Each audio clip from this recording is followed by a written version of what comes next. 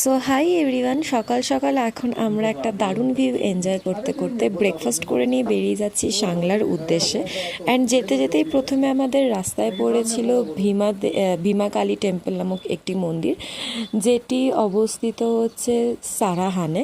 So চলো তোমাদেরকে মন্দিরটা ঘুরে দেখাই, আশা করছি তোমাদের ভালো লাগবে। অ্যান্ড বিশ্বাস করো, মন্দিরটা এত সুন্দর না, কিন্তু মন্দিরের ভেতরে যেখানে মাতা রানীর মূর্তি অ্যাকচুয়ালি, সেখানে কোনো রকম ভিডিওগ্রাফি, ফটোগ্রাফি, ইভেন লেদারের কোনো জিনিস অ্যালাউ ছিল না, যেই কারণে আমি তোমাদের দেখাতেও পারিনি। সো এরপর একটু টিফিন করে আমরা বেরিয়ে যাই সাংলার উদ্দেশ্যে।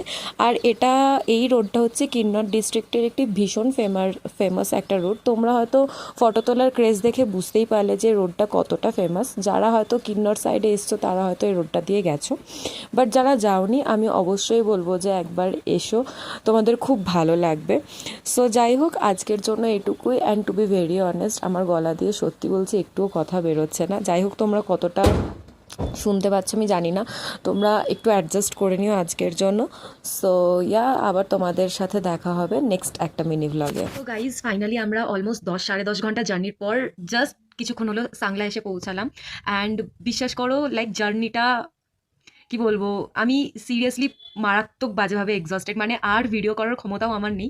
যাই হোক, আজকের ব্লগটা তোমাদের কীরকম লাগলো জানিও। অ্যান্ড রুমের সামনের ভিউটা তো খুব সুন্দর, বাট আজকে আমি আর দেখানোর কন্ডিশনে নেই। সো আমি তোমাদেরকে কালকে সাংলা থেকে বেরোনোর সময় তোমাদেরকে রুমের ফ্রন্ট ভিউটা শেয়ার করবো। সো আজকের জন্য এটুকুই। আবার দেখাবে কালকে নতুন দিন, নতুন একটা মিনি ব্লগ নিয়ে। বাই।